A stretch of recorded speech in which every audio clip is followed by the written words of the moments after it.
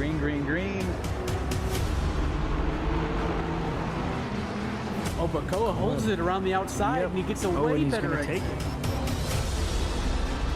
Pushing hard, already 3 wide into turn 1. A little bit, and a group of Astons just piling up on him, trying to hold everybody off. Push him wide a little bit. Oh, but you can't make it stick.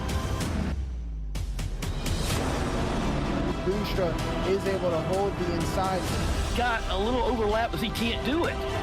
Ooh, and he just caught it. Mr. Sir and King are banging doors. Oh, shoot.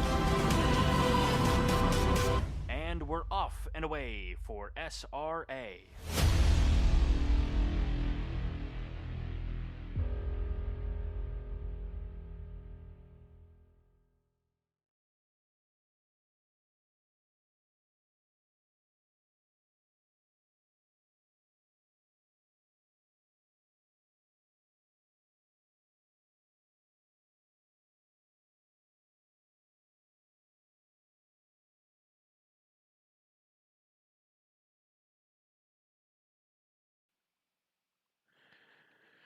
And good evening, everybody who's tuned in for tonight's event. Welcome to SRA's Division 2 on our Season 6, Round 6 here at Oulton Park.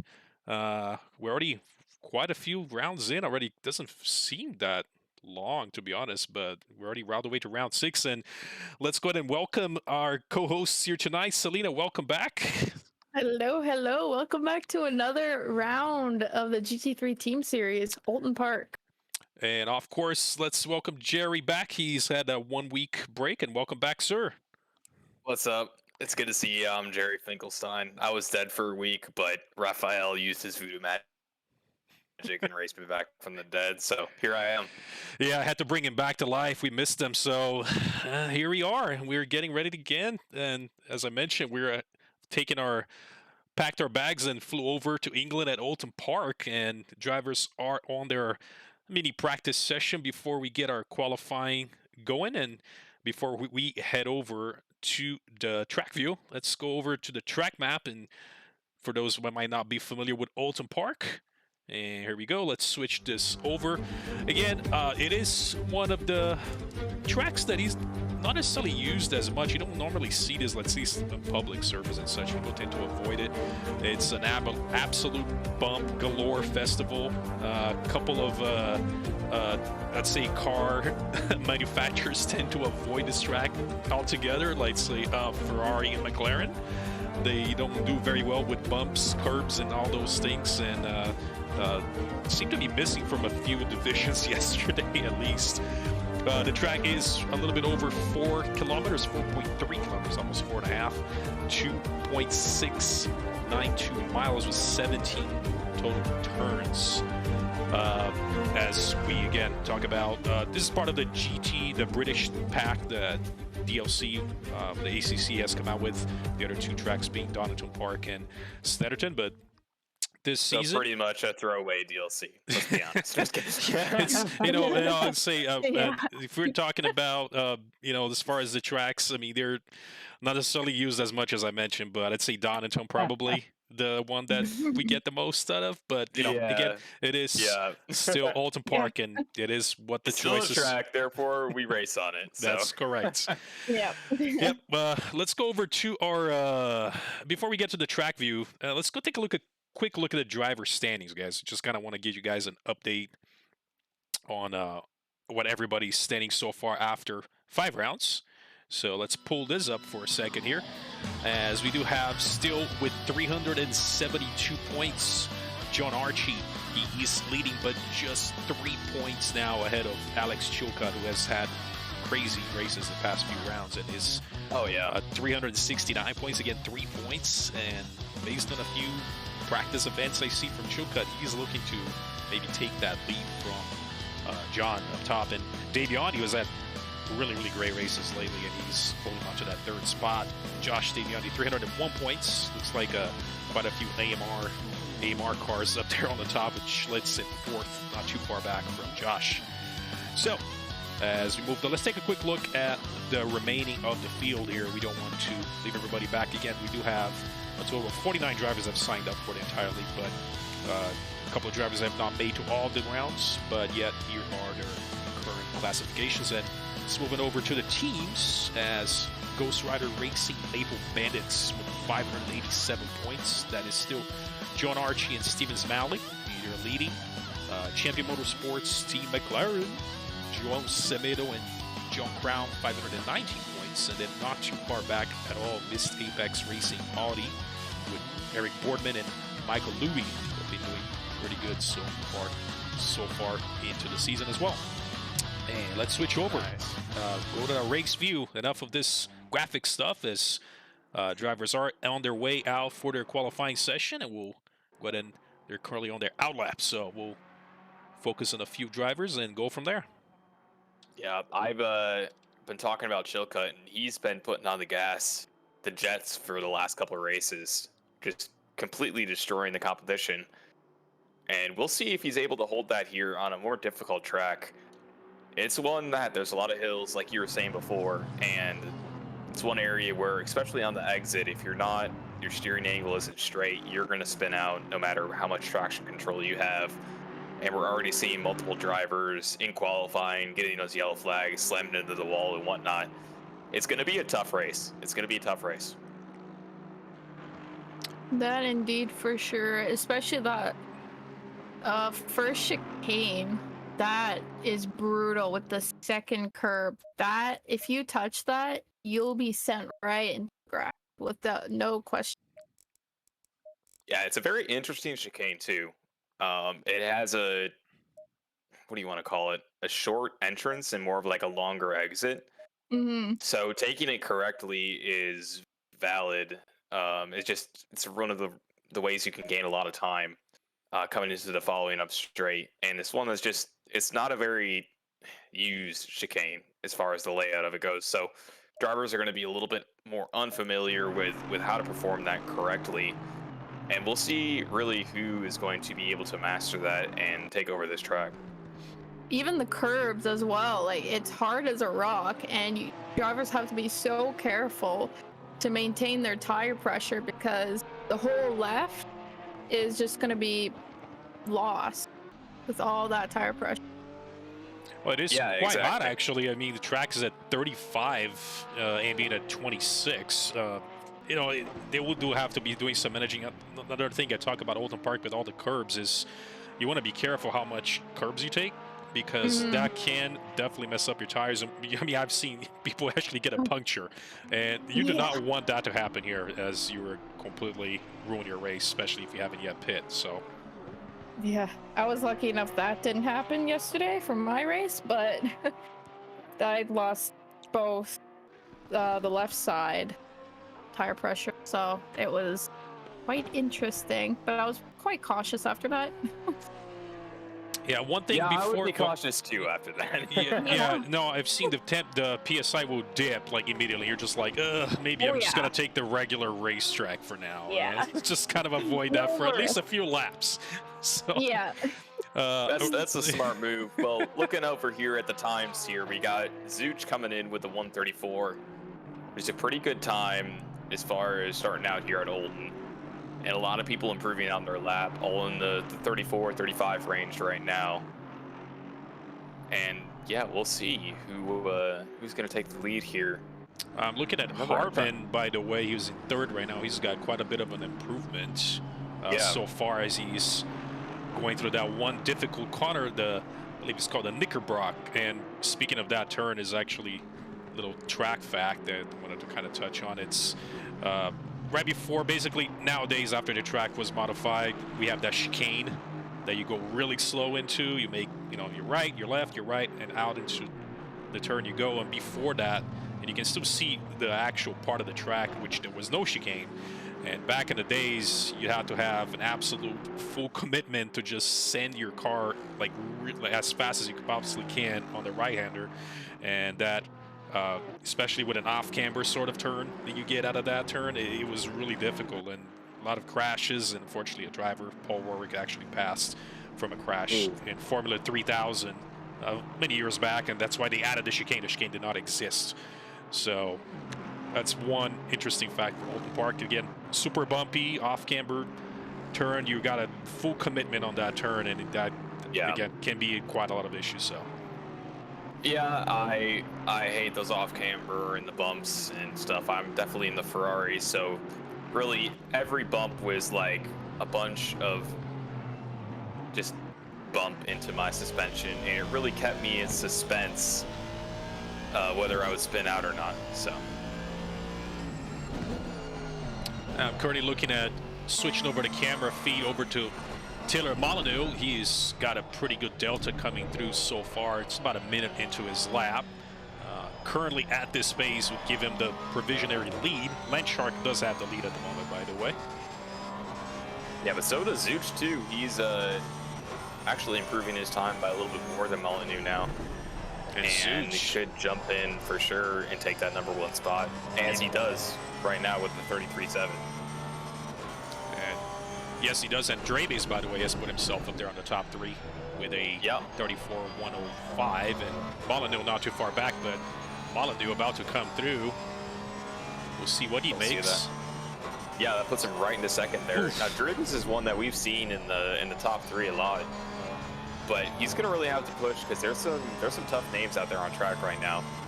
Zuch, we haven't really seen too much of, and I know Landshark, I have seen him near the top, and Hartman as well. But Zuch, I haven't really seen to the top. But maybe this is just his track, and it's his days to just shine. Yeah, now following McCoy, currently in 9th, by the way, on his McLaren. I love that sound. That's pretty much all I hear when I race on this game, because that's all I use. So I'm very familiar with that. He's improving his delta a little bit, does lose a little bit on that first chicane, as he will be getting to that second chicane, which again, this is what's added after that incident with Paul Warwick.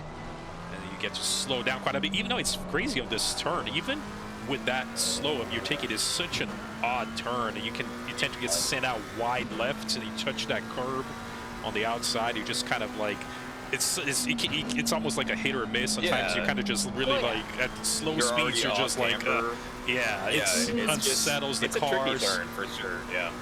It is. You're going down. Yeah, you're going downhill almost, and it's off camber. It's just a tough corner overall. But I think the thing is that just decreasing the total speed throughout the track is what they were the goal with making that change.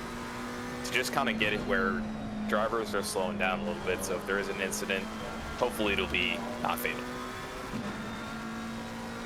As McCoy still sticking that 8th spot. Taylor Molyneux just came out with a 33.1, so he's currently the fastest on track at the. Molyneux bringing his Porsche all the way to the top, and you know he's really fast himself, and so is Hartman, by the way. He's having some issues before with his Aston Martin. He's currently the 2nd time, so he's taking that away from Zuch. So probably a track he does enjoy. You know, don't have to be necessarily perfect at every track in ACC. I mean, obviously few people are, but some tracks are just better at it. There goes Shark taking the 2nd spot away from Hartman though, and Zuch is falling back to 4th. And now we do have Draves, by the way, with a little bit of an improvement, but still about a 2nd from the leader. So Molyneux with a monster lap, about half a second. Monster time right now. Half a second ahead of everybody. Yeah, that's crazy. Nailing it. Yeah. Putting in a real good time right now. Well, we'll see here because Gold Drivers are about to go out here in about 30 seconds. And in those Gold Drivers, we do have Chilcutt, which I was saying before, has been putting out some monster races the last couple weeks here. So we'll see if he's able to progress and keep that for this difficult track. He is in the Aston Martin, which is pretty good on this track. So we'll kind of see if he's able to hold it together here and keep his lead on the leaderboards. As we did see right at the end there, Queso, by the way, crossed the line and sent Hartman to 5th. He's now in 4th, able to put a lap right before his cutoff time again. Now it's the Gold Drivers will be coming out for their lap times. Yeah, Gold Drivers are making their way out of the pit lane into the out lap here, perfecting their last minute setup changes and getting to warming up their tires. I am following Wagner, currently in 12th and now 13th, by the way. He's dropped down another position as he was improving a bit, but he unfortunately has lost a little bit of his delta towards the end. And it doesn't look like you have an improvement this time around with the Lexus. Yeah, he is in the Lexus, which is not the most popular car, but on this track, if you're consistent and you don't spin out, you can gain a lot of positions for people who are pushing maybe just a little bit too hard and make a slight mistake. I did want to notice too, there's a lot more Ferraris on the gold half than the silver, so we might see those Ferraris kind of struggling to break into the silver ranks here during qualifying. Unless they're gods in Ferrari, like I know a couple of guys are. So we will see. But by the way, Drebes took the 2nd place right there towards the end of his last lap, by the way. So pretty close to Molyneux there. Yeah. As the Go drivers are out on track, and looks like Chilcutt are basically, looks like he might be switching divisions next season. I'll probably think of it the way he's driving lately. A rocket. Yeah. His absolute monster pace, joining those aliens outside from us humans. But as he's starting his lap,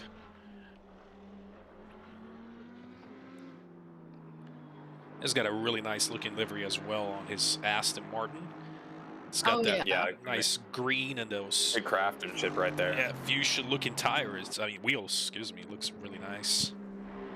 One of my favorite conglomerate liveries. Like, there's also a purple one in D4 as well, which is pretty cool. I think a couple others. Yeah, cool liveries. Yeah, cool liveries all around. D2 has yeah. pretty amazing liveries, I will say. Yeah, comic racing as well. Yeah. Right? No, I wonder whose that is for. Yeah, let's all just plug our teams right now. Let's just, Plan E, all right, for the best. So, yeah. Oh, yeah. Anyways, moving on here. Still following Chilcutt, by the way. Just, he should be the first Go driver who will be basically putting his first lap in just roughly about 20 seconds. As he's coming around that long back straight before the right-hander into the finish line. Looks like he's got a heck of a lap coming through, like unbelievable. Looks like he's got some serious space. And he sends his car. Into P2. Whoa. Ooh. Wow. That's a dangerous time right there. The Molyneux looked at that time and he's like, come on, man, one lap in. Oh, come on, that's cheating. It's your first lap and you put that in. But what a man. By the way, Mitchell, he's put his first lap, is Aston Martin in P9 on one lap in. So we'll be rooting for Mr. Mitchell. He's, I'm not going to say much of his name. Commentators curse, and we'll just leave him be. Damiani also put a great lap, P10 right now. Damiani coming in 10th there. Wheeler, Krawczyk, 14th and 15th. So, yeah, we're having the golds coming in and breaking things up a little bit. And, we'll start to see Chilcutt already up a whole half second on his lap yet again. What a monster. My goodness. He's about to send that Aston Martin to the top with a half a second.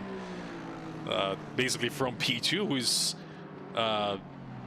would be Molyneux, who's currently P1, but then Drebes. And I don't see him looking at our sheet here, but it looks like the fastest Ferrari, P20, by the way, with, considering Ferraris. But we do have a couple of, up top, by the way, McCoy with his McLaren, P13 at the moment. Give him props for that. It's a car that absolutely hates curbs just as much as Ferrari does, at least on this track. Yeah, it's a tough one. Oh, yeah, that's for sure. Oh, Alex Chilcutt just took pole. Yep. With a 132.7. Wow. As we expected. Crazy time coming up. Wheeler taking 5th with a 133.5 there. Not bad. And John Crown, by the way, look at that lap. He's actually be able to send him all the way to P9, but then right after that, Semedo takes P7, sends him back down to P9. He was P8 for about half a second. And then Queso in between them, basically. Very close lap times between those three. Yeah, for sure. Very, very close.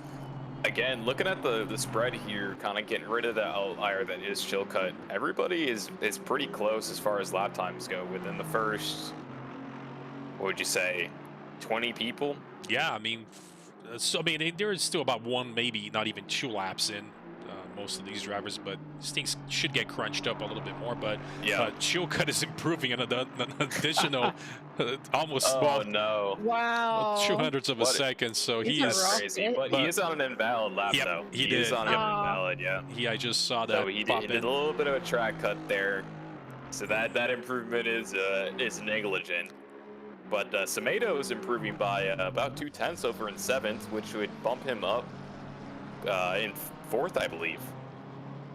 Close enough, as you would actually be moving closer, maybe very close to one another here, as top 3 are kind of like on their own, but he should be moving up to 4th if he keeps the space.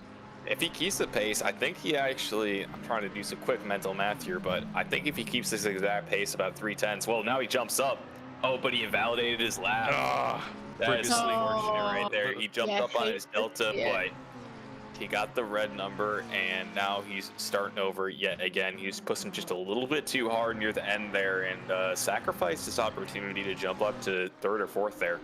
And P7 Secom actually just put a very, very good lap, and he put himself right there in between Shark, basically Semedo and Kia. So you see all those times, they're literally, there's so many of these drivers within 800ths of a second from, well, Chilcutt is currently leading way at the top, but that's quite a pretty close spread and not too far back. I mean, if you go all the way down to, I'd say even like P21, there's a major group of folks within 300ths of a second of each other. So Yeah, including It's Jason crazy. Allen. yes, he is. Boy, Jason Allen, who has returned to the pits after crashing. Mood. That's a Ferrari mood right there. I'm just going to point that out. So, Ferrari mood. I am following Secom again. He's currently in P7. He does have quite a bit of an improvement on his Delta with his BMW, and if he keeps that pace, he loses a little bit on that chicane for the Knickerbrock corner. Looks like he might not be able to. He had a pretty decent lap until then. But I am following Semedo as well in the picture-in-picture, and both drivers with a little bit of an improvement still. And I mean, honestly, Secom with that small improvement could jump up to 3 positions, to be honest, because they're so close. So we'll see as he makes the last turn. Just rounding out here. Here he goes, P8 for about half a second, and here he goes. Ooh, there he goes, up to 4th by just improving by a couple tenths, just a 1/10 and a half there. Yep. That was Very crazy close. jump right there. He's pretty comfortable with that position now. And with just a minute and 30 seconds left in qualifying, Louis, P14. he's going to be happy with that. And Louis sends it from P14 to P3. Literally Oh, wow. jumped Wow. like That's maybe crazy. 11 Jump. positions. Louis coming in. Louis coming in. Louis is a name I do remember being a top contender in the last couple of weeks. So here we are seeing him again, proving his skill, not letting the bumps of Oulton phase him, and taking P3. Now, he's been having some pretty good races. He's been sticking to the top for quite a bit. But if you currently look, take a quick look at all the way through P14, and there's a weird pattern. If you look at the boards between golds and silvers, it's basically a gold, a silver, a gold, a silver, gold, all the way through P15. Yeah. It's like wait, we're playing checkers here. That's what it looks like, or chess or checkers. Something like that. Here comes Chilcutt once again. He's not too happy to be just more 400ths of a second from He needs to P2. improve some more here. He's like, I think I need to basically get I need this out of another reach. couple tenths. But you know who's also improving by 2 tenths? Louis. Again, on a valid lap here, and if he does knock that off, it will not put him into 1st, but it will bump him up into 2nd. And just as I was saying, that Crown comes across the finish line and jumps P6 up to P6 into McLaren nonetheless. Following Louis here on just give the me main. 2 seconds. I'll be right back. Yep. Sounds good, Jerry. And Louis is trying to improve. It might take P2 from Molyneux. It's coming down, absolutely flying down the straight, and doesn't. Oh my God, Louis and Molyneux with the same exact lap time. What? No way. Because Molyneux That had it is first. crazy. Louis basically gets that P3 for now, as qualifying pretty much ended at this point. So, whew, unbelievable. Well, Wow. you know, Molyneux is probably saying, well, I got this thing. I mean, I guess it's thankfully I'm a silver this time around. I get to go first and I keep my time. It's definitely really close with all these times. Like, it's gonna be one interesting race, that's for sure.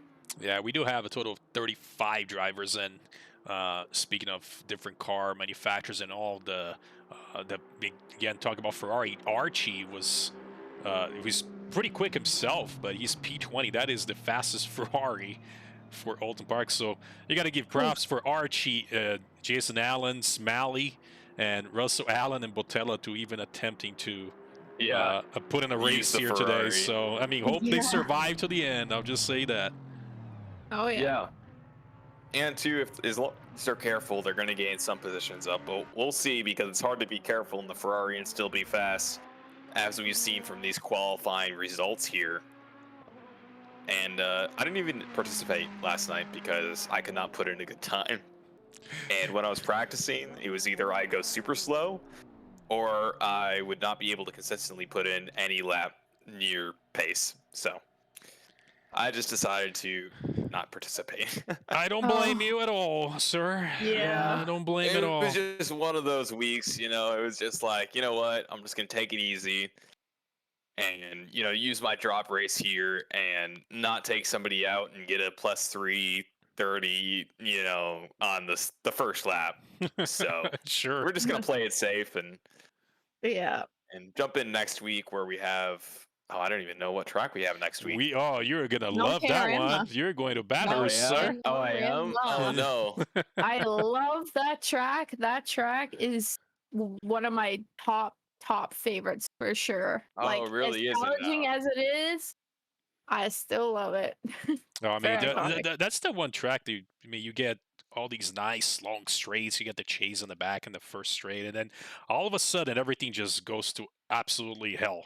You're like, what happened here on this track? So if you don't know the track, you're just kind of like, just kind of taking a quick look, and all of a sudden you're like into the wall, like within like 3 turns later. So yeah, that is Mount Panorama. That's next week though, guys. I am going to go ahead and switch this over to let's do a quick, I'm going to do a livery review here as we like to walk down the center and take a quick look at the review on the track. So I'm going to go down, I'm going to not take too long, but we have Dreve Semedo Secum, who's got his BMW right up top. We have Crown, Zuch Wheeler, and we have Lanchark himself here. We have Queso, Hartman, who's got a pretty decent qualifying. He's actually P12, by the way. It's good for him. Probably his best so far. Ahead of Roger Mitchell, we have Anderson, Kovac, Man Pearson, Damiani. Didn't have his best qualifying session, but he's always moved up. Next to Stasi, we have Archie, Krochik, Boardman, Max Stiggs, and then we have Jason Allen here on our right side, McCoy, Smalley, Poliak, and we have Gardner's Lamborghini, Friedrichsen, Morrison, Wagner, and then we have Russell Allen, and then we have Lee, Rebel, and Botella in the back.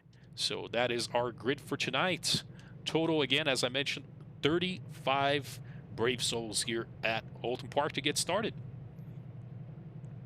Let's have it started off here, and the drivers are preparing their setups here and getting ready. The first guys are going to be lining up here, single file here, just in a couple seconds. Yeah, we're taking a look at the chat, by the way. Yeah, took it at Dromo here in the chat. Like, it makes a good point. We don't see Schultz today, and he's been one heck of a driver, so might be taking his drop around this time around, at least here at Oulton. Maybe just not something he's comfortable with, but Schultz is MIA. He's doing a similar thing that I did. He's just like, you know what? I don't want to gain any penalty points. I'm not good at this track.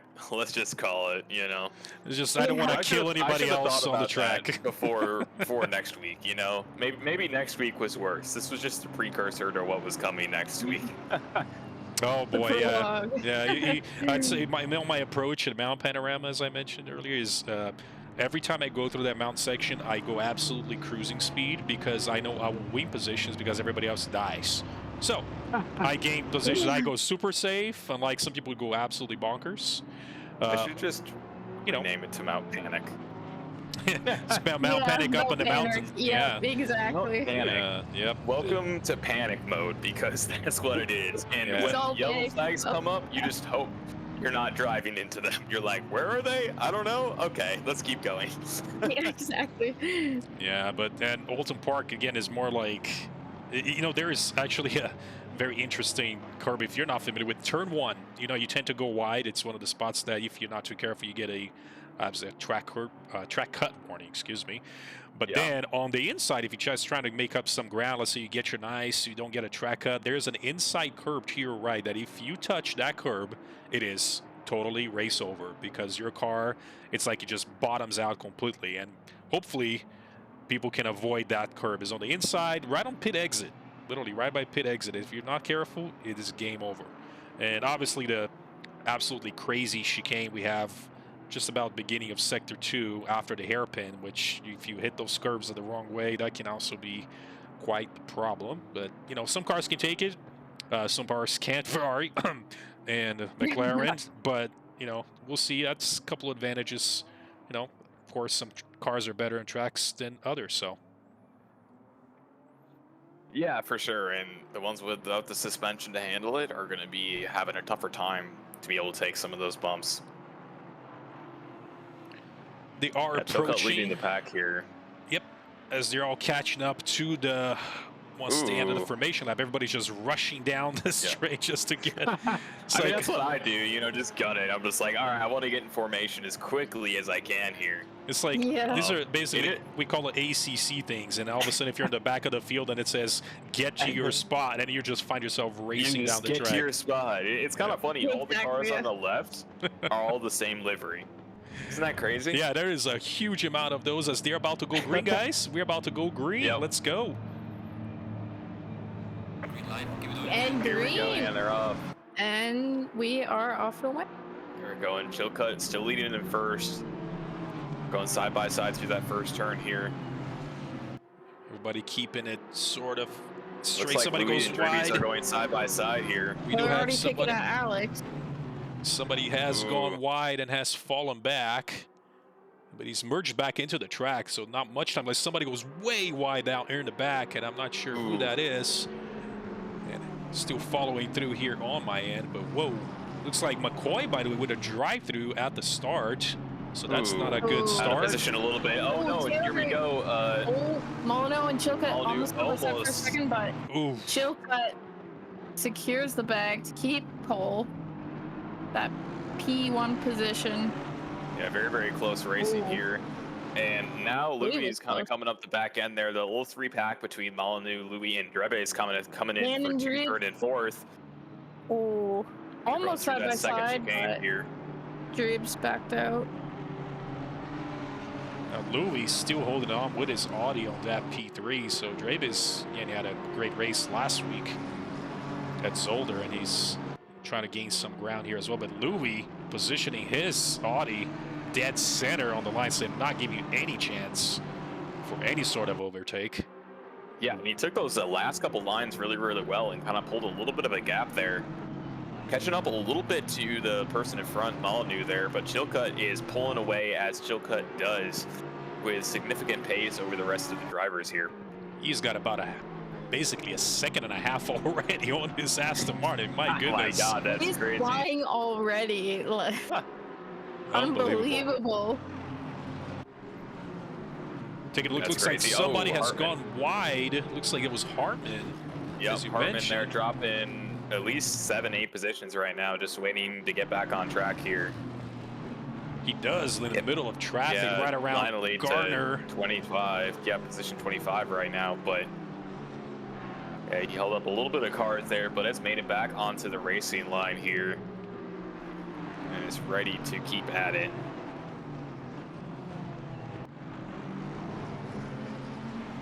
That's the one section of the track as you go through that super hairpin, you call it.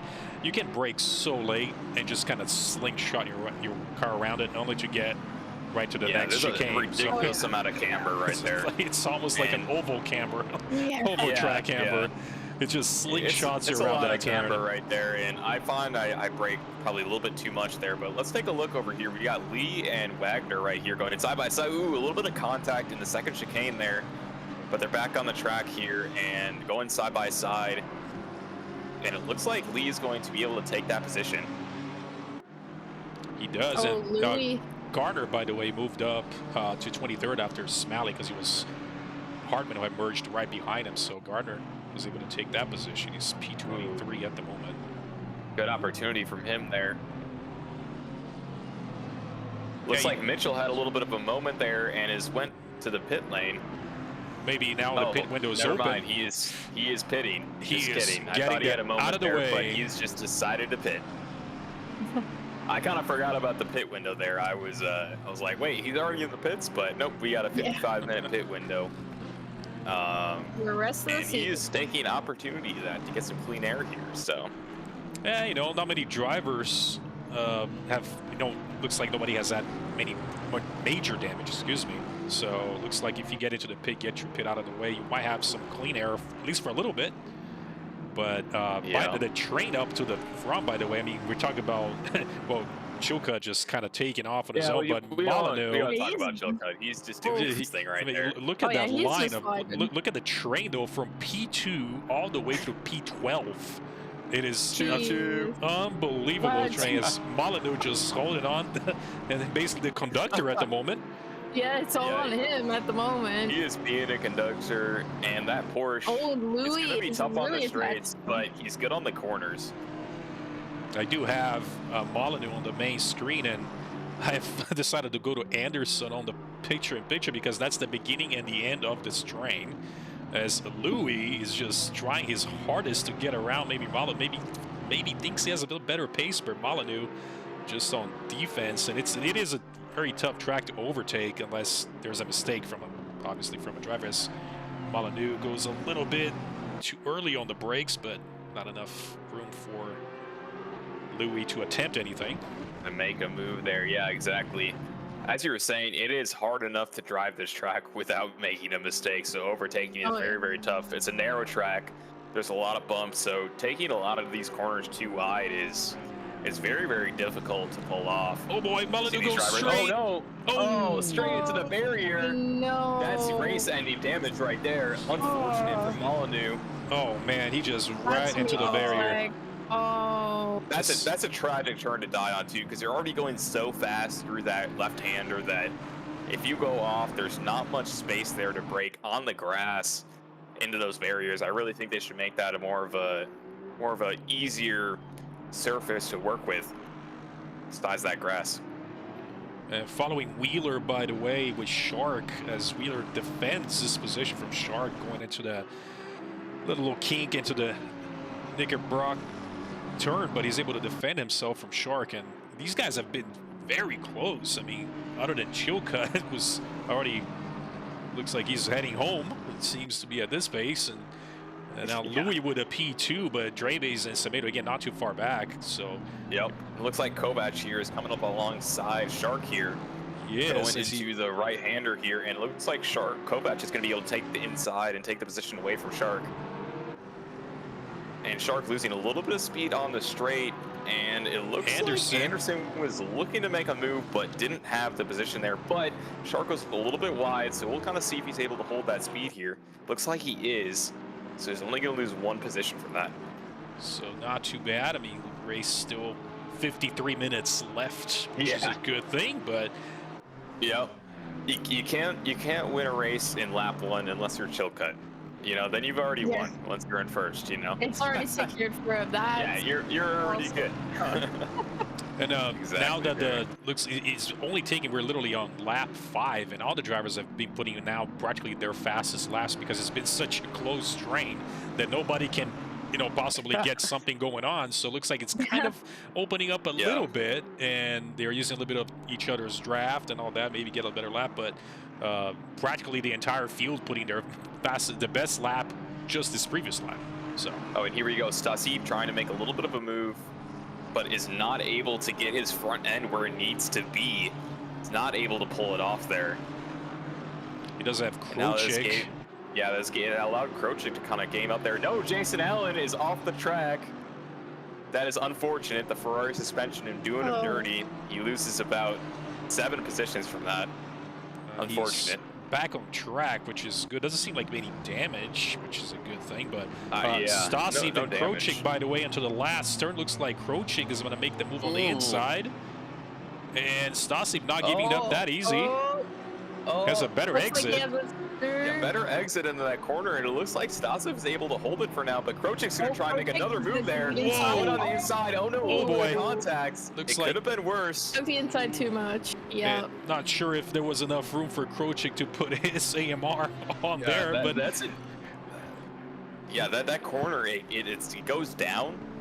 So a lot of times too, you can lose traction while turning over that corner. It looks like they just got a little bit spooked, turned too much, and then took out those little billards there, and ended up doing a little bit of contact. But it could have been a lot worse. It could have been a lot worse. And Garner goes wide off into the as we saw it earlier. Molyneux, he's gonna hit the car. Oh man, he does hit the barrier, and now he has to wait for the entire field to come through. And it looks like it was just a bump with Queso, or if I'm not correct, Way back in Daviani. the field, Archie, Allen, and McCoy all off track right now. My goodness, Oh. Archie making his way back into the track now, but ooh. Oulton Park is definitely taking a lot of lives today, that's for sure. Man, there's like 3 Ferraris at the get them back. As everybody's talking about man. Ferrari deaths on the chat, we're checking out here. It says first Ferrari death. Can we get an F in chat for all the Ferraris Seriously. that have died? We gotta have a death counter at this point. Oh, man. Wow. That's. Now I don't feel so bad for just not racing yesterday because You saved yourself your engine and your power unit, so to speak. Yeah, You're like, I'm saving exactly, this like- from damage, from terminal damage. Ooh, or you side by side with Mitchell and Wagner, and Ooh. Mitchell actually takes the inside, and that is secured for him. P22 for Mitchell. Let's take a just look at that flying through replay. flying through that cambered corner there. Let's take a look at the replay here. Yeah, I pulled it up, and Mitchell has the inside on Wagner, and Wagner just kind of concedes as Mitchell positions his car right ahead of him. Says AMR versus Lexus. AMR comes out on top. Yeah, AMR is a super strong Battle. car on this track, super consistent, and like you were saying before that turn, you can just whip it around there and do some crazy moves with holding so much speed. So yeah, very well played by Doug there. Yeah, it's literally one of the sections of the track that if you can get a better exit on the previous turn, and you can just challenge the car ahead of you for an overtake and basically do what Mitchell did, which was, you know, hey, I'm going to put my car in here, and, well, if you close in, we're going to have an issue. And he had quite a little bit of car ahead, side by side with Wagner, and he was able to finish off the overtake. So, great move. He's already pit, by the way, so... Yeah, it's already pit, so I mean he's in a good position right now because right now with pitting he's in 22nd, so that's gonna put him up how many positions? I mean, Yeah, he's- a good chunk of positions right there. Maybe putting him into the top 10, honestly. he's at a... How long is the pit here? Looks like from the 22 folks, seconds. 22-second pit from 22 seconds. beginning to end. Yep. Yeah, so that'll put him right into about, okay, well, 12th, 13th, somewhere around there if right now everybody ahead of him was to pit, which is still pretty good. And with how he's gaining positions here, I can definitely see him entering the top 10. Yeah, I mean, he's had some, I guess he was talking to us earlier, he's like had some terrible luck on the first few rounds, but ever since then, he's been stable, pretty consistent. You know, we all know he is pretty fast, so good for him. He's pitted early and trying to avoid some traffic, but in the end, he's actually stuck right in the middle and still trying to overtake folks, so. But here's the tough thing, too. You know, if there's any driver that's in the front, he's going to have to deal with blue flags. The only thing is, though, he has the pace to outrun drivers ahead of him, which is really good. If you're slow and you pit early, you're just going to lose so much time because of people passing you. But Doug, he's got the right strategy, getting that clean air. He's still got the pace. He's going to be able to secure a good position at the end of this race. And I've been following, by the way, that that little train that's gotten a little bit shorter, I'd say. But Semedo, by the way, he's currently P4th on his McLaren. He's got very close following from second, but then Zuch and then Crown.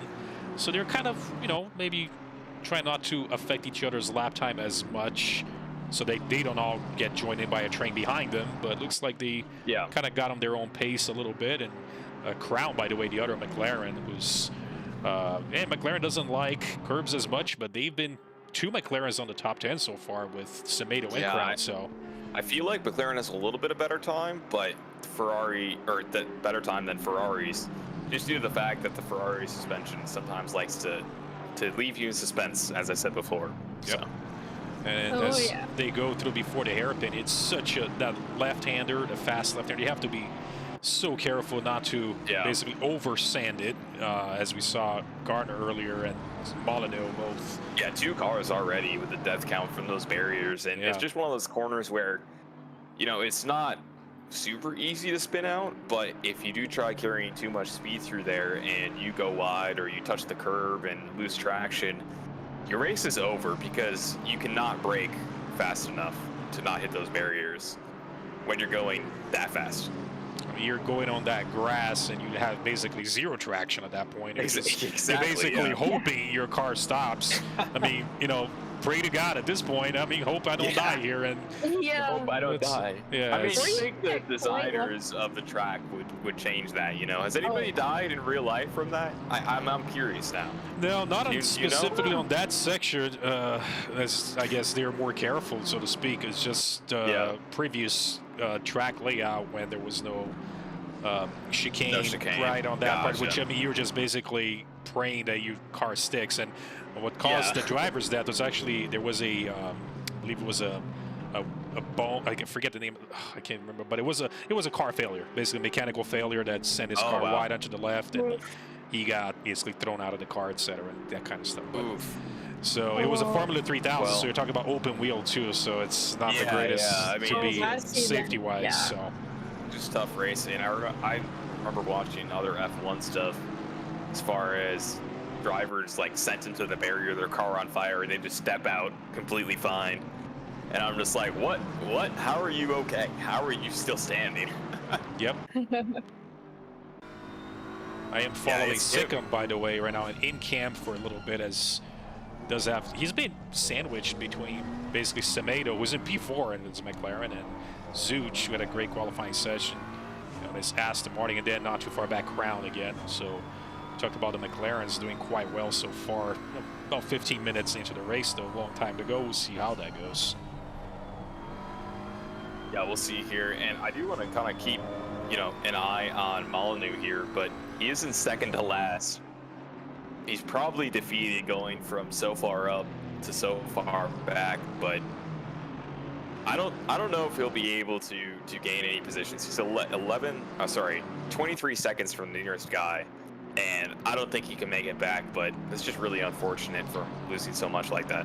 Yeah, I mean, his we're talking about car damage, and we saw that his entire pit was almost 3 minutes. So we know his car was completely shattered. So yeah, that's a lot of time just wasted. I mean, their driver is probably dead at this point. I mean, at that if it was real life, the driver would be dead. But let's be honest, Molyneux is dead inside right now, mentally. Isn't it nice that we get to sim race instead, right? Yeah, exactly. Yeah. We get to race from the comfortability of our own homes. Until somebody develops a sim rig that's so realistic that if you smash into a wall, it kills you. So yeah, let's hope we don't evolve that far. Full immersion, guys. Full immersion. Full immersion. You're not racing unless your sim rig can kill you.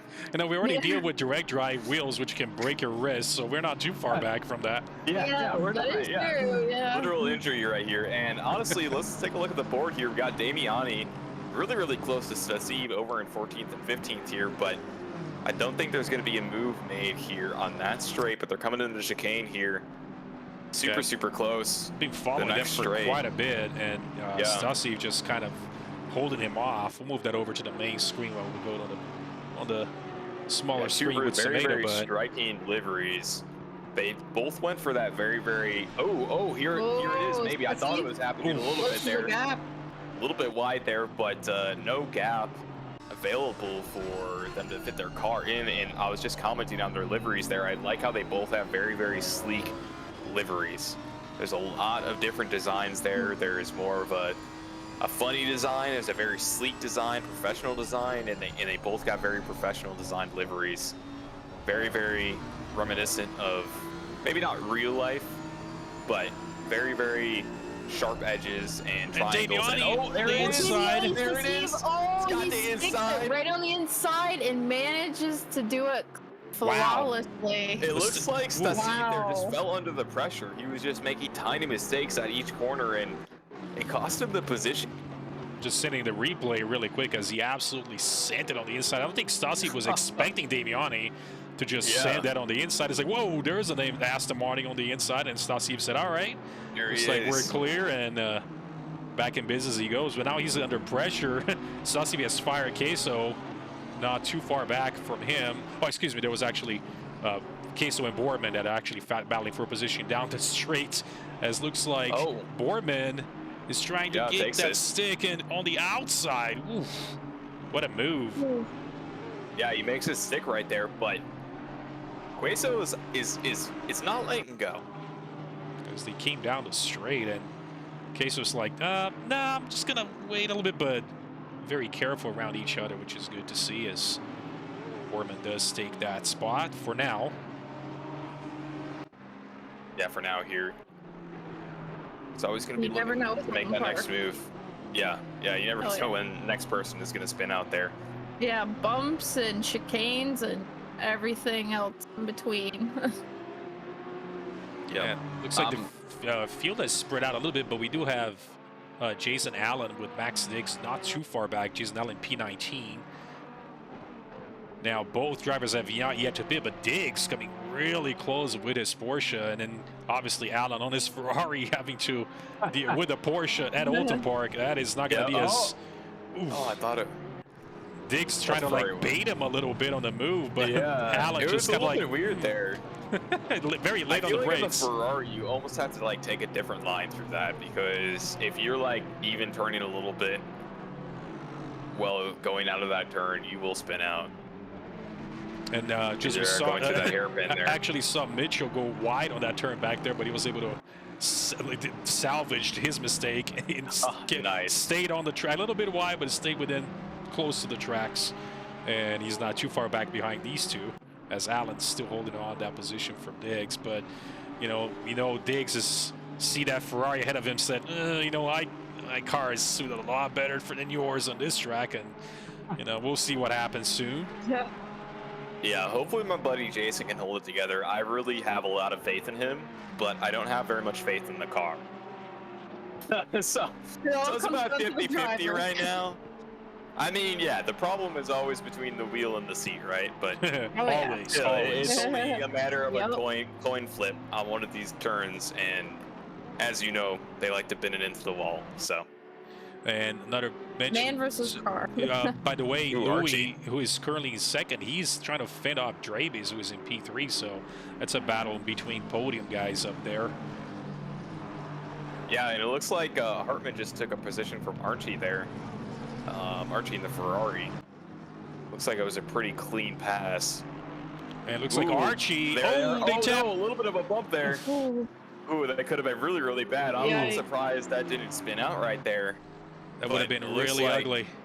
Yeah, that would have been really ugly right into their wall there, but it looks like they were able to back off and just, switched over to, let's see if we can catch and see exactly what happened with Rebel, but I'm going to go back on replay a little bit. Okay, sounds good. Rebel looks like he basically ended his race, ran it straight into the wall. I switched over to replay view for just a second. As he goes, he has quit now. Yep. He actually retired to the pits when I caught him, and he went straight into the wall on before the last straight, and then into the starting straight. But yeah, he's probably had terminal damage at that point, so he's retired his Porsche. Yeah. Terminal damage.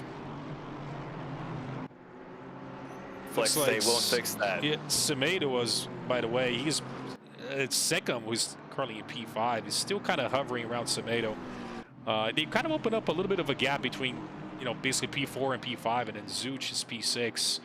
kind of holding on, a little bit of a train behind him. So they spread open a little bit, but neither of these drivers have yet pit. So. Yeah, neither drivers have pitted. I feel like a lot of the people in the front right now are opting for the pit late strategy. Keep out as long as you can, fight for time, fight for positions, and hopefully undercut the pits at the last possible second.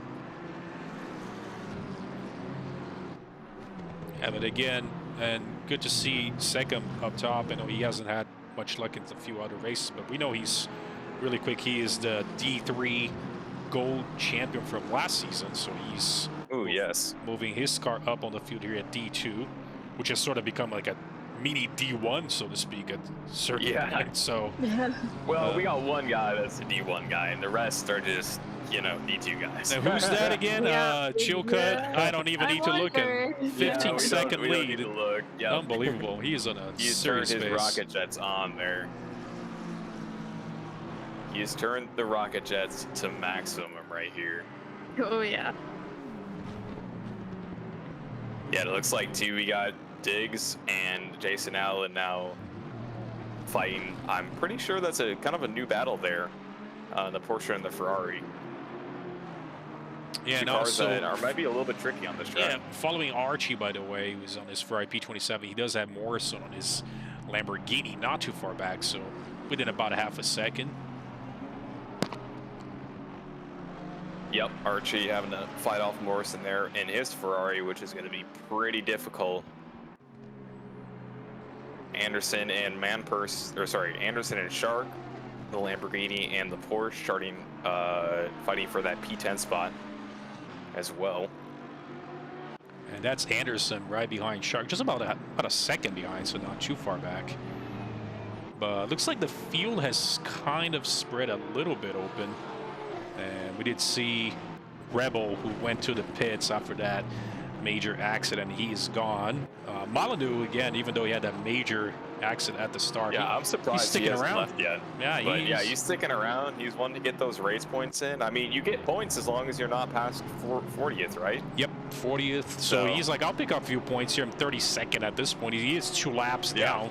So, I mean, hey, worst case scenario, I'll take those points for 32nd. Why not? Yeah. I mean, honestly, it's a smart move if you're contending for a top spot in the leaderboards, because it only matter. Oh, looking on track here. Oof, and looking at Allen and Diggs, by the way. Side.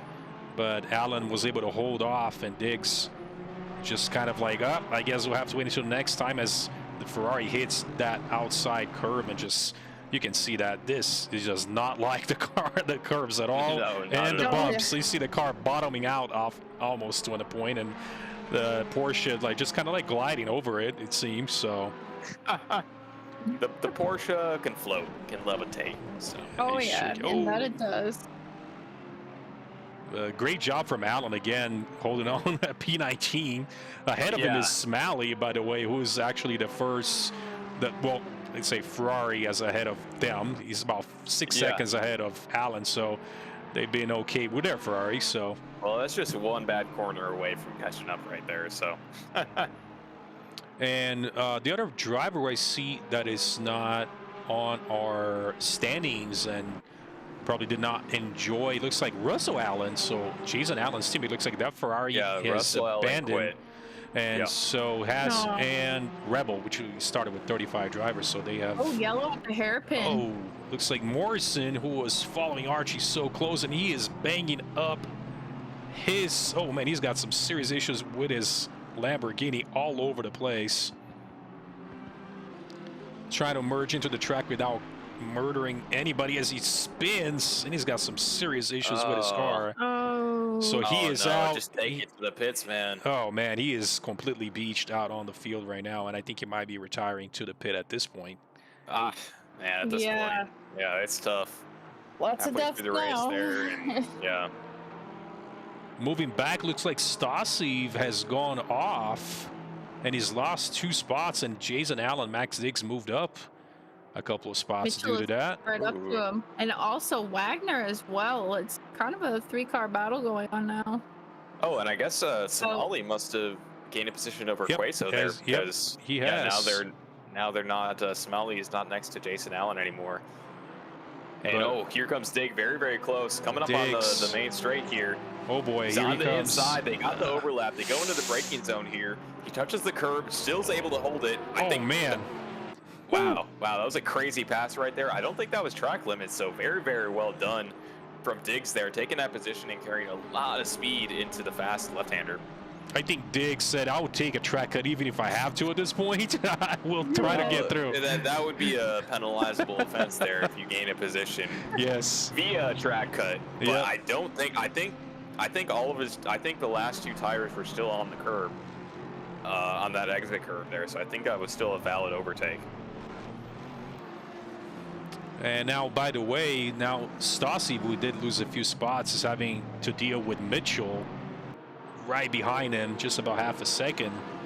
Now, you got to mention again, Mitchell has already pitted, and so has Poliak, who's not too far back, and Stassi has yet to pit. So Mitchell doing quite well so far in the race. As you mentioned, he's going to be jumping up quite a few spots. So. Yeah, any position he can gain here is good, but it's tough too because a lot of these drivers, you know, they've qualified behind you. So their pace is definitely slower. So sometimes you kind of get held up a little bit by having to overtake those drivers cleanly because you are still racing them. As Zuch has gotten into the pits, he was up there on the top 10. So he's getting his pit out of the way. Now He is the furthest up there to pit. Look how close Mitchell comes from right behind Stassi's Lamborghini. But Trying to find any gap that he possibly can to overtake Steve. No, we didn't see it. it. I'm not sure exactly. We didn't catch it on replay right away exactly what happened to Stassi, whether it was a battle or not. But he was quite a little bit up ahead. He did lose a few spots, and he might be trying to work his way up. He does have pretty good pace, but we'll see. Yeah, we'll see here. I'm still keeping an eye on Jason Allen and Steve as well because they're forming a little bit of a train. Mitchell is kind of coming up a little bit, about 1 second from Steve there. So a little bit of a train starting to form. We'll see if Mitchell can kind of make an opportunity to pass these 2 drivers. Let's take a quick look at the biggest gain so far. I know there's quite a few drivers that need to pit, but if we're taking a look at drivers towards the rear, maybe who are yet to pit, looking here by Lee, who's already gained 9 spots from the start. He started 33rd. He's moving all the way to 24th. Wagner, who didn't have a great qualifying session, 31st. He's gained 8 spots. And Steven Smalley, who has yet to pit as well, he's actually gained 10 spots so far. P26 is all the way to P16 on his Ferrari. Got to give him props for that. That's for sure.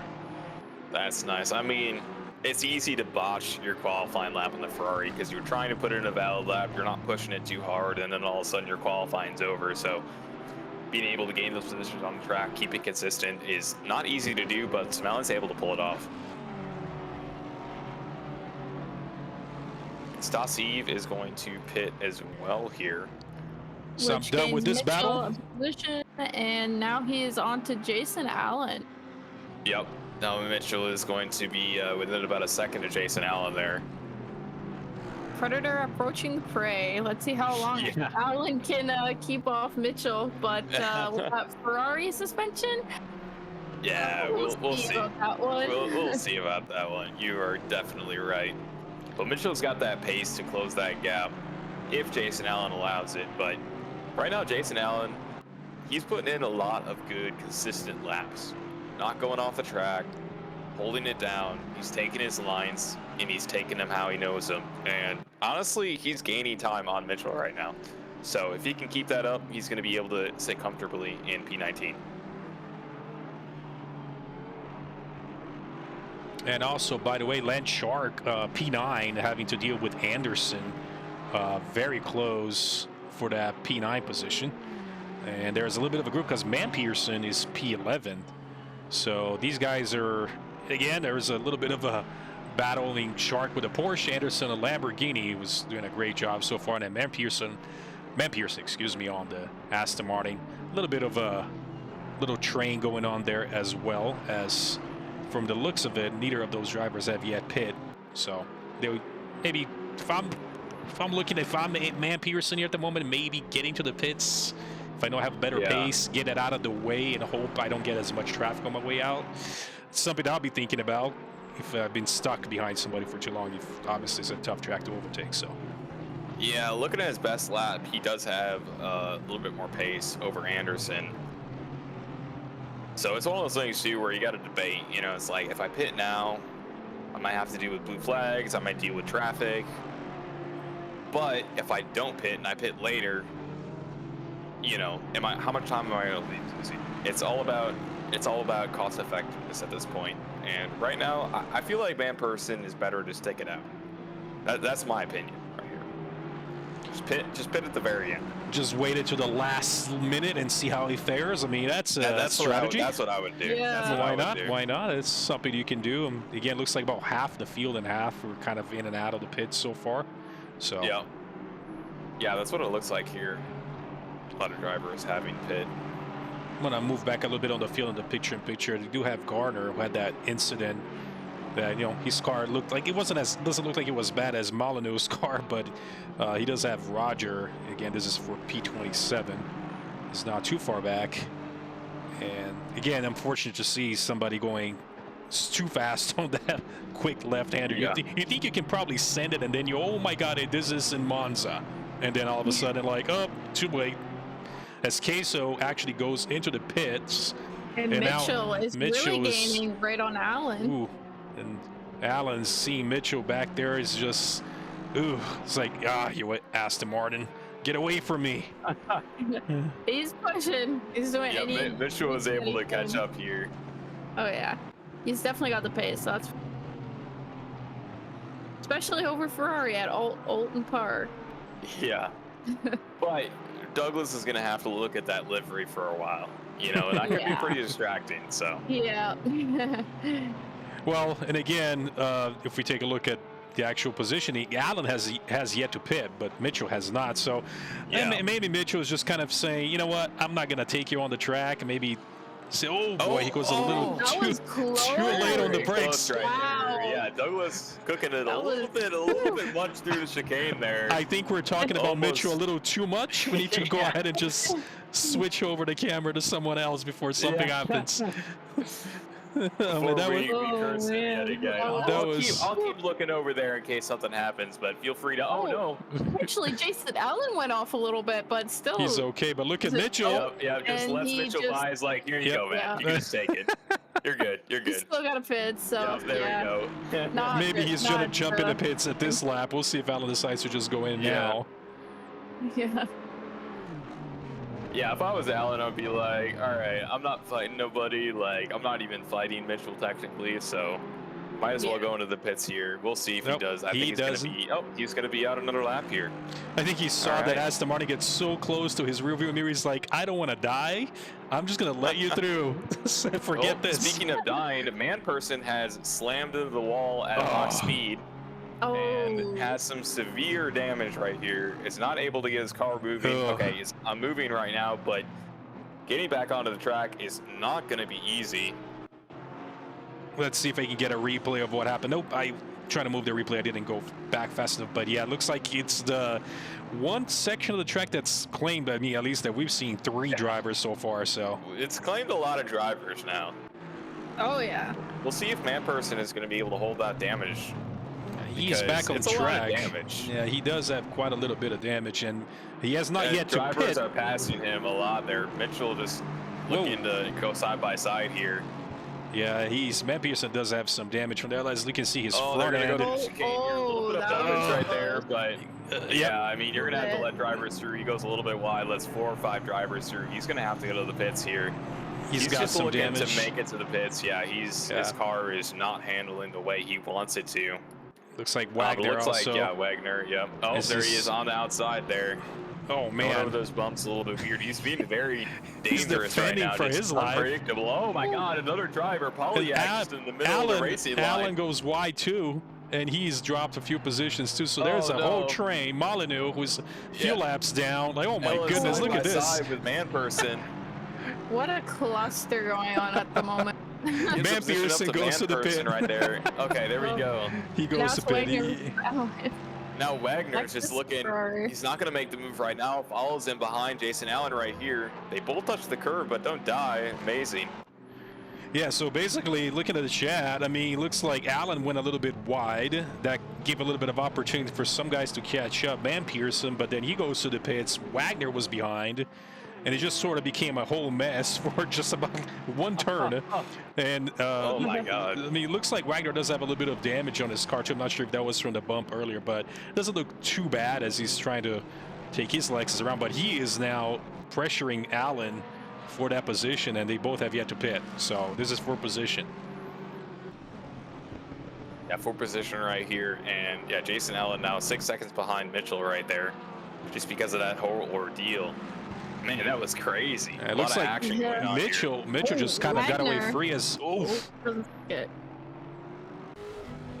we go on board with Wagner for just a little bit and see what he sees, and then we're going to switch over a little bit to Allen, and then we'll take a look at his rear view on the other camera.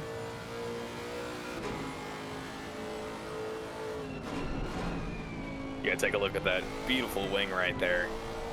Yeah, it looks really nice. Wonder who designed that. We always talk about this design, right? We don't know who did it. Yeah, I wonder who designed it.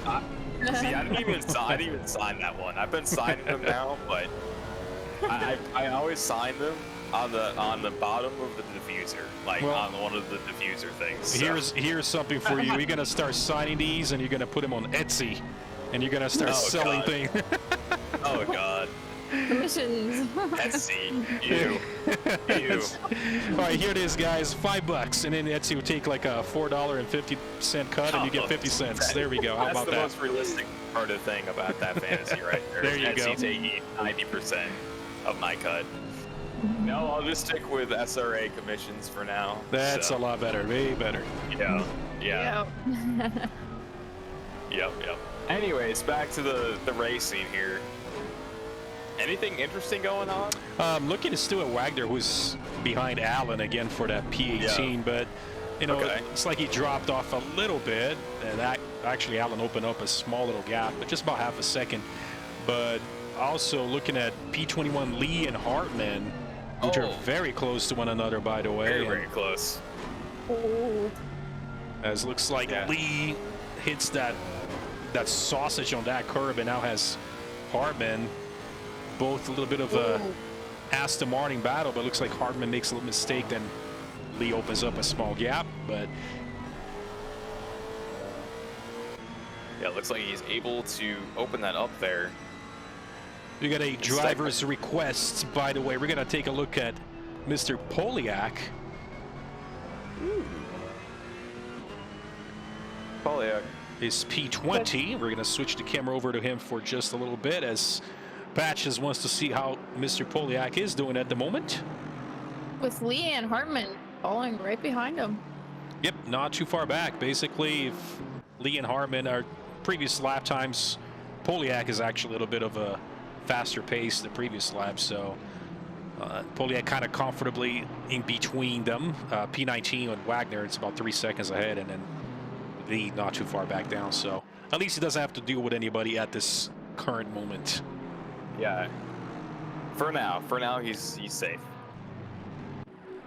I am switching the camera over to, by the way, P10 Krochik, who does have Damiani, who's doing a pretty good race so far. It's a little bit Aston Martin battle as Damiani goes a little wide into the dirt. Gives a little bit of room to Krochik open up a small gap, but just about a second. Yeah, opens it up a little bit there. And mention one thing, by the way, a P4 who was Semedo was battling Second for so long. Second decided to go and get his pit out of the way. Yeah. Basically it looks like they were either on the same pace or following each other around the track, as they both had great positions, P4 and P5. And we'll see when Semedo pits if that strategy works for Second, then maybe, or they come out. Yeah, it's all going to come Semedo come out of the pits right next to him, so we'll see how that goes. I mean, from the pit times, it looks like Secom did a really, really good pit there. Only stopped for 6 seconds, and his total time pit was 22 seconds. So he's going to have to match that or beat that there. And it looks like Kovac made a move on Wheeler there. I'm not sure if you caught that, but I did see that position change for P6. Yep, he did see that. He does have his Porsche ahead of, so that's put Wheeler in P7. And And it looks like Kovac, I'm not sure if there was a mistake earlier as far as lap invalidation goes, but he does have, might have been a cut, or at least this lap is not going to count for a valid lap around the track, at least this lap around, so. Yeah, well, if it's no time gain, he's okay, right? He's looking at if it's no time gain, it's just water under the bridge. Oh, Jack Polyak just goes off into the hairpin, which gives up position to Lee and Hartman. So let's take a look at this really quick and see what happened. As Lee goes wide into the hairpin. Yep, he goes a little too wide. And that opens up the door for both Lee and Hartman. And actually, I think Jason Allen went off as well after that chicane. No. He did. He has dropped a few positions, so... He's now next to the other Ferrari. Now they're both together. We have Archie and Allen. Really taking the toll on Ferraris now. Moving back to P11, by the way, who is Boardman and does have Zuch, who has already pit, but you know, of course doesn't mean that Boardman can give the position away, even though he hasn't yet pit. It's not a blue flag scenario by any means. So Zuch having to do a little bit of traffic. No Lee. That is correct. Yep.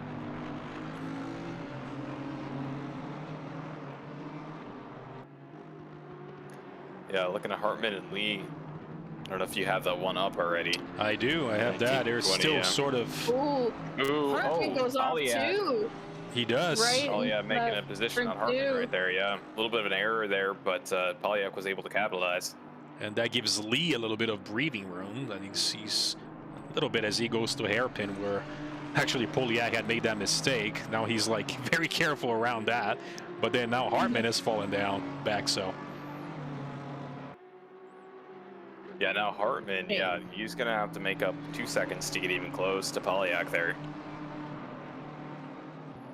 Ooh, looks like Kovac is deciding to pit. He does, and by the way, move from Zuch on Boardman on the last turn. And it looks like Zuch makes it through again right towards the end. Yeah, as Boardman. Smart. Let's take a quick look at this. As looks like Zuch has a serious gain and just almost sent it on the inside. And Boardman said, "Well, I couldn't contain you. I guess I'll head into the pits now. Why not? Slowed you down enough, and I'll take that." Yeah, he's just going to be like, all right, I'm going to pit now. Better time than ever, just when you have a person pass you, to go into the pit and just be like, yeah, I passed. I let you pass for a reason. You know, I'm going to the pit anyways. You know what I mean? Just save a little bit of face there, right? Yeah. Mitchell has also taken the position from Boardman. He's now in P16. But I am following Jason Allen in P23 for now, as Garner and Roger are very close behind him, not too far back. Yeah, holding that pace there in the Ferrari. Just kind of leading that small little train there of 3 drivers. Garner and Roger just holding that pace, waiting for the Ferrari to mess up there. And this is that one spot where Garner made that mistake, went a little too wide, or he could have been quite a little bit up on the standings right now. So just unfortunate. That's claimed what we've seen 3 folks so far. Yeah, just about. Yeah, it's just it's tough too, because I mean it's so cambered. It's kind of hard to like know how fast you can take it, and sometimes you just go a little bit too fast. And now Allen is, again, has yet to pit, but Garner and Roger behind him have already had their pit stop out of the way. So at this point, if you really think about it this way, it looks like Garner has a little bit better pace. It's just kind of being held back a little bit by Allen, but Allen has every right to defend for position, since it is technically P23. So if he can hold him back as much as he can, and it does affect the driver behind, it is what it is. So there you go. Yeah, as far as best laps go, Gardner and Roger do have a leg up on Jason Allen there, but he's holding his own, and especially on this track, it's hard to make an overtake. And Gardner, here he goes. Right in the pits. Opens up. Allen goes to the pits. That's crazy, because usually he waits till like the very last second. Well, I guess it is kind of the last second to pit. Oh, it's already, wow. We're not quite the last second. But yeah, 10 minutes left to pit. And still the first like 10 drivers haven't pit yet. Yeah, they're waiting for that last-minute countdown The kick in. last second, exactly. Yeah, just trying to hold the lead for as much as they can. And yeah, I mean, Chilcutt 17 seconds ahead. You know he's just gonna wait. You know, so. I am following Poliak, by the way, who does have Hartman about half a second behind there. So again, that was from those previous switcheroo of positions as Lee currently came out on top for the meantime. So. Yep. And then for that battle in P23, Roger on this Roger, very close to one another as they come down that first new chicane. Yeah, two liveries that are very, very stylish as well. I think Fazley made the Armentario livery, and I'm not sure who made the livery in the Lamborghini there.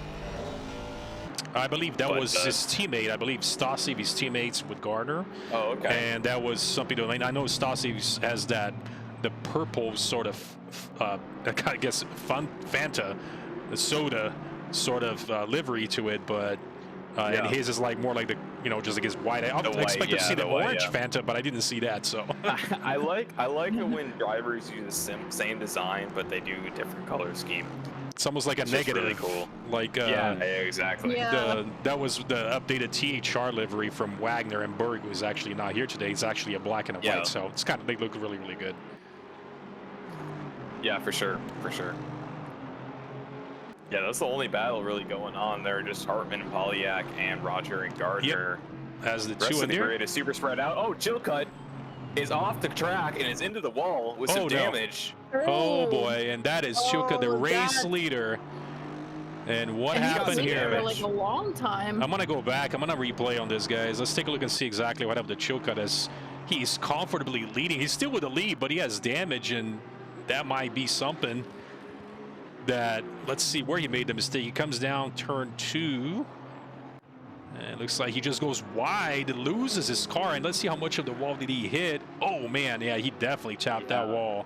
He's gonna probably pit right now. He's like, all right, I'm gonna serve it, but at this point, you're gonna have Jarebe is 15 seconds to you. Do you think it's more than 15 seconds of damage? We're going to see how he does his following lap and what kind of pace he's got going on if he decides not to pit. And if Drebes, who is 15 seconds behind, able to catch up. Yeah. But it's only 10 minutes left, though. Even too, maybe it's one of those things where it's like, all right, I got 10 minutes.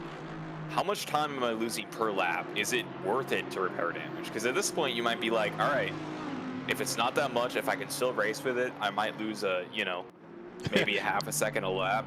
You're still going to be in the lead versus repairing 20 seconds of damage, and you're trying to fight for that P1 again. Yeah. If I were him, he might opt not to repair damage there. We'll see here. We'll see. I mean, we'll see what his space looks like. But taking a look at the chat, I mean, we take a patch and saying the program crashed. It was too much drip. Yeah, there you go. Yeah, there is. It's very hot right there. Looks like Trebes is going to pit. He does. So we'll kind of see his execution there.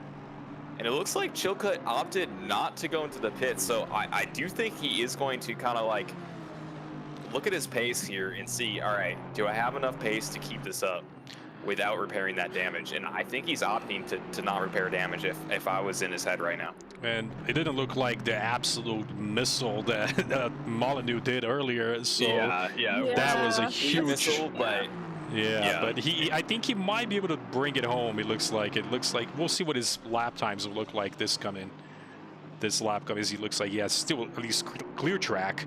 We'll see if he's within that 30, 35, 36. I mean, there's roughly about 5-6 laps left. He should be able to bring it home. So he should be able to bring it home. The only thing is, with damage, your car becomes more unpredictable. So we don't want to see another incident happen with even more damage, and that could happen.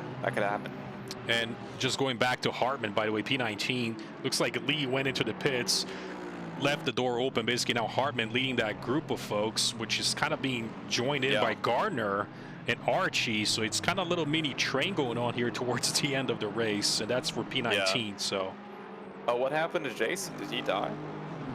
Did he die earlier when I just forgot about it? He's about 2 laps down at this point, so we didn't necessarily catch it, but yes, he looks like he's dropped way down to P28 at the moment. So, well, you still get points, and there's a lot of people who have left this race already. I think we started with like what, 37 drivers? 35, yeah. So there's 5 people that have already left.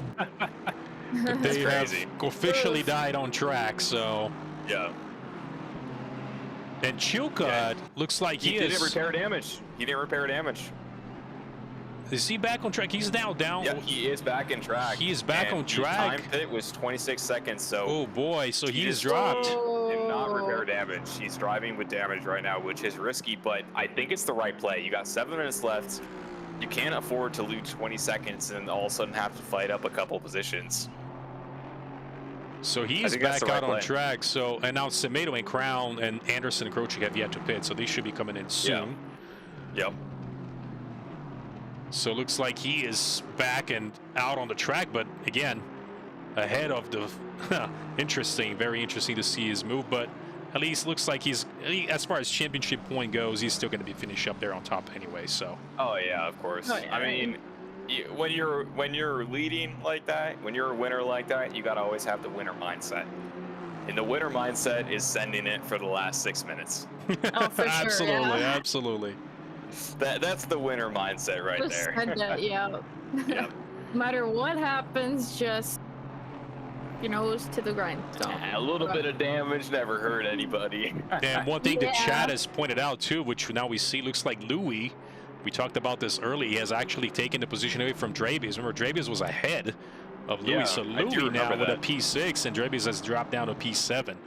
So, and it's a good 5-second lead too for Louis, which is obviously looks like, as far as pit goes, they both had really decent stops, about 5 and 6 seconds. So maybe something happened earlier, and then that caused Drabius to drop down. He's actually dropped down sort of 3 positions. He started in P4.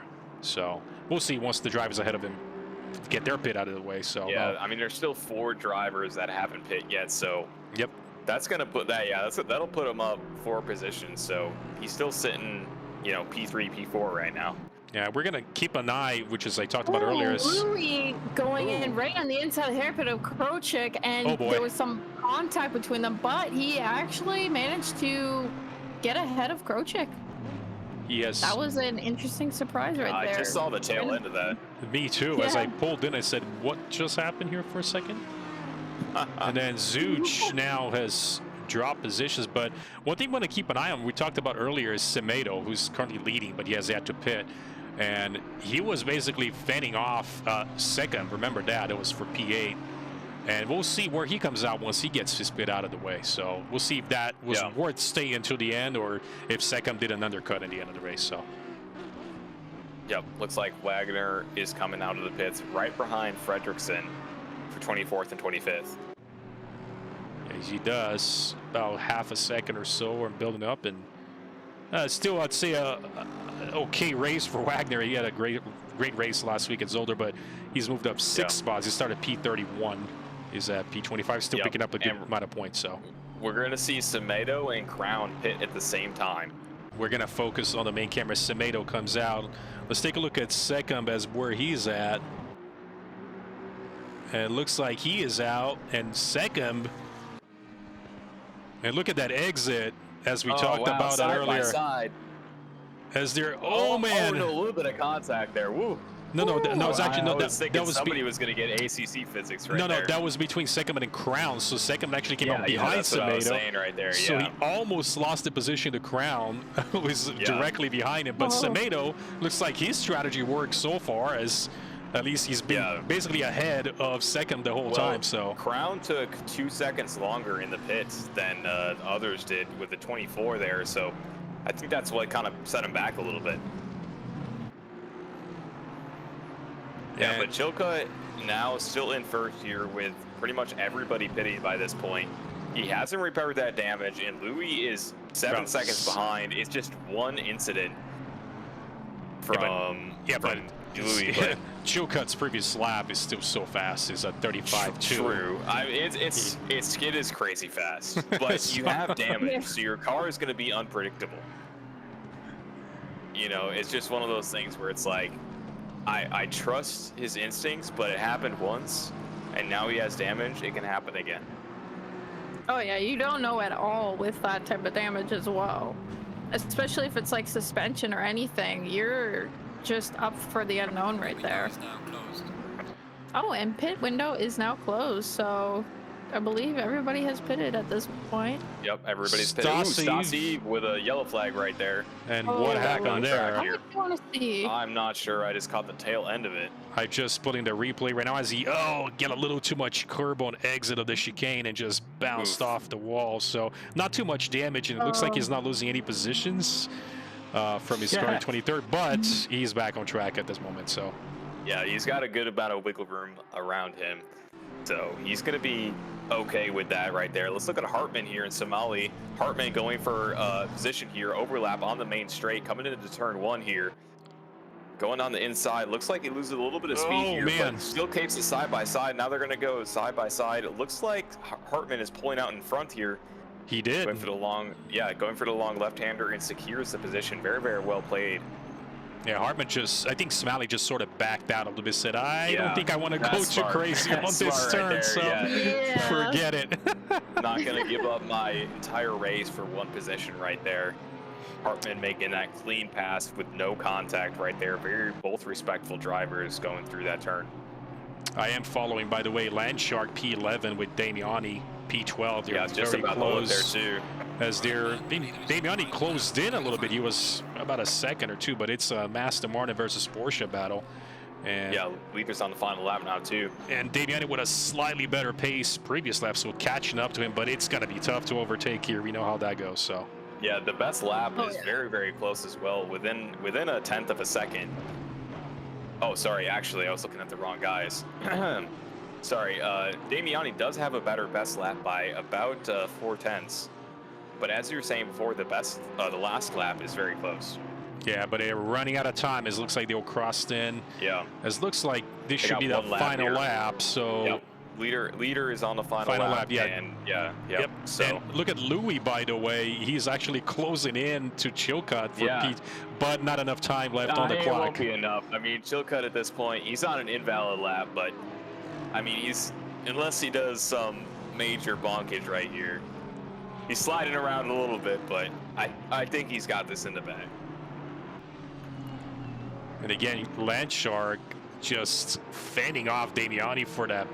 Oh, that P11 is just, it's going to be so tough. I mean, Landshark would have to make a mistake at this point. I don't think Damiani would be able to take that, but. Yeah, but you never know. I mean, the Porsche, it's not the best on this track, but I say it's more consistent than the Ferrari.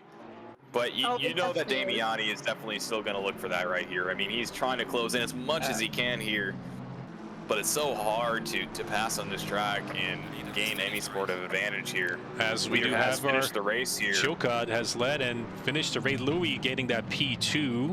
So congratulations on his Audi. Let's go ahead and focus up to Dre. He gets that P3. There we go. Great job on him. And Semedo is able to fend off second for that P4. Coming here side by side, going into the final corner. He's going on the outside here. Maybe a switch and then Shark. Nope, there was nothing. Nice defense from Landshark. It was close near the end there, but Shark was able to keep it together. Damiani, it's tough to make a pass on the outside on that corner. And Mitchell holds off Boardman, by the way, for that P14. We're going to go to Poliak, by the way, who's got a train behind him for P19. You see a lot of the drivers coming together. And this is for P19, 2021 and 22nd. We'll see what happens here as they cross, but Poliak holds it.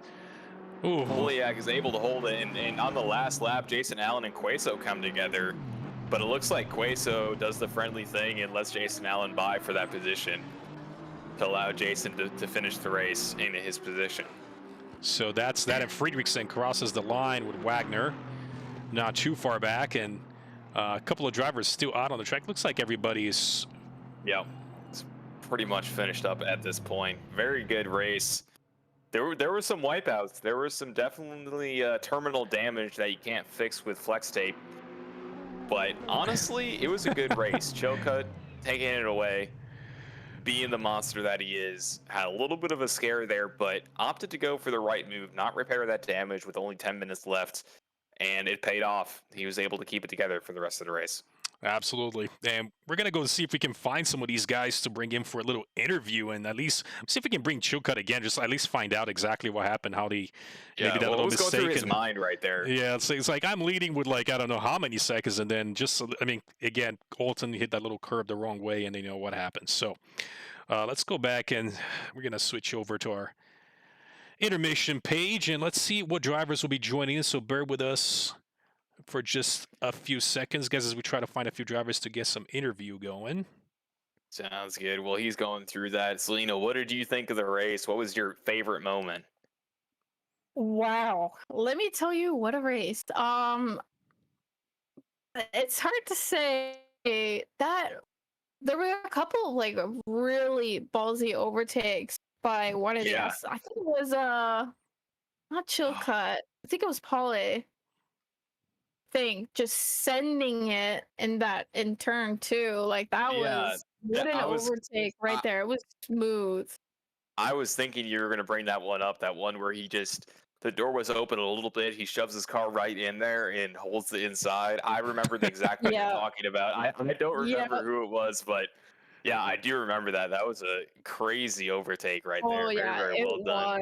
I do have Chilcutt here in our cooldown room, so I'm going to bring in our race winner and just get his little bit of his. Sounds good. Let's bring him in. Let's here we go. All right, Alex, Alex, can you hear us? You're at the booth. Yes. Well, first off, want to congratulate you on another win. I mean, this kind of pretty much took you over as far as our P1 on the standings, but just wanted to get a little bit of information. How did your race go? I know we saw a little bit of a issue there towards the end. Talk to us a little bit. How did that happen, and how did your race go overall? So I pushed way too hard for the first 30 minutes or so. I had pressure loss. My tires were completely dead.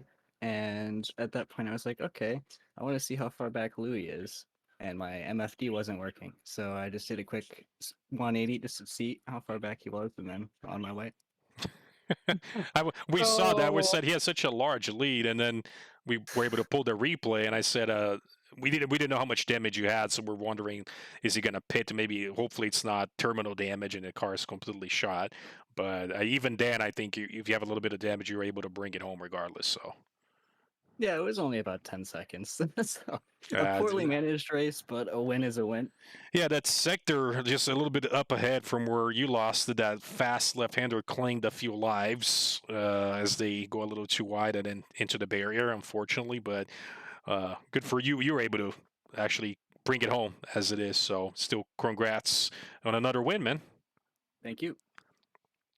I'll send you back to the race review here. I'll see if I find other drivers. Thanks, Alex.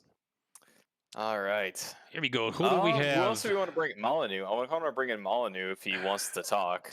And I was looking for him on our chat too. But we do have Louis on, but he does have his mic muted, so I'm not sure if he's got. Let's not. We don't want to. We have Dredes. Let's bring him over. Yeah, he's RP3, right. so sounds good. Bring him over here, see if he can. Sounds good. Or did he get moved? Or I don't see. He might have already disconnected from the chat. Well, you know what?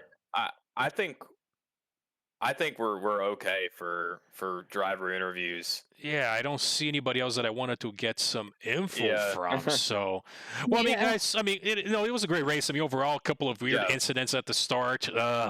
Man, I feel for those drivers that went straight into that barrier. So, it's almost like, and then Molyneux had such a great pace. I mean, qualifying, and then just that little piece just ends up completely. Yeah, there were like 4 guys who sent it into the barrier at like full speed. And of course, Ferrari suspension. As we saw Jason Allen, a couple other drivers. Russell Allen completely abandoned afterwards. He's like, I'm done. I have some insider knowledge from Jason Allen that he actually had some pressure loss, and he was not mentally prepared for that. I mean, especially after going those curbs, we talk about that, and having your PSI all of a sudden completely drop. You do not have a great time, especially on this track and a Ferrari. So. Yeah. But yeah, so anyways, before we go and close out the stream, guys, I do want to bring up our sponsors. We always have to want to make sure we go ahead and thank all our sponsors here in our league at SRA. We appreciate you guys contributing to our league, and it's Always great. Again, great group of guys all over, and we're growing little by little. And we just want to absolutely thank you guys for your support. And I like to read the names of our sponsors. So I start out with our title sponsors with Alo Tufo, Den Rebel, who had an unfortunate ending today at the race we saw earlier. Dominic Duran, Evan Keem, Fazli Majid, Gordon Beverly, Harvey Condola, Jacob Wolfman, Josh Damiani, who had a pretty good race tonight. Kim Miller, Kyle McGinnis, Len Shark, who had some pretty good battles as himself. Mark Rection, Matt Morrison, Michael Megenheimer, Milo Green, Paulie Harbin had a pretty good couple of battles tonight on the track himself. Ramon Lorenzo, Richard Schultz, Robbie Toady, Thomas Greer, and Tony Spaggett are our title sponsors. Appreciate you guys. And our sponsors themselves as well. Here we have Adam Santana, Anthony Rohrer, Bailey Kish, Ben Roberts, Connor Farrell, Darren Robichaud, Dewal Banderi, Dominic Duran, Eduardo Rodriguez, Ian Byron, Elliot Levine, Ethan Marvin, Evan Kim, Gitesh Katavkar, Jack Poliak himself on the race as well, Justin Rowley, Kevin Anderson, Koodromo, Mark Gretchen. We have Matt Morrison, Michael Jeffries, Michael Magenheimer, Mike Gino. I believe that's a new name in our list, if I recall. Milo Green, Nate Bright, Nate Speck, Nick Sand, Philip Menzies, Pravin Fonseca, Ramon Lorenzo, Richard Schultz, Robbie Toady, Ron Flo, Selena Boonstra herself. Thank you for your support. That's Me. That's her. And Thomas Greer, Tony Spaggett, and Travis Robinson.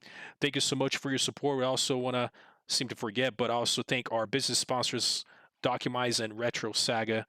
And thank you so much for basically allowing us having a great time here tonight on Tuesdays and Wednesday night stream. So anything else you guys wanted to add for tonight's stream, guys? I think we're good.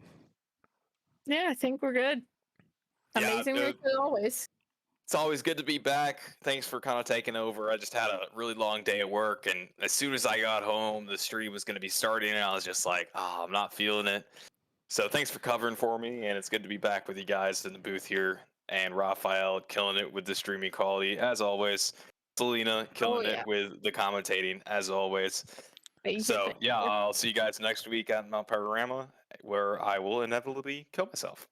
So, all right, you guys, absolutely thank you guys for joining in, and we'll see you all next week, and good night. Yeah, good night. Good night.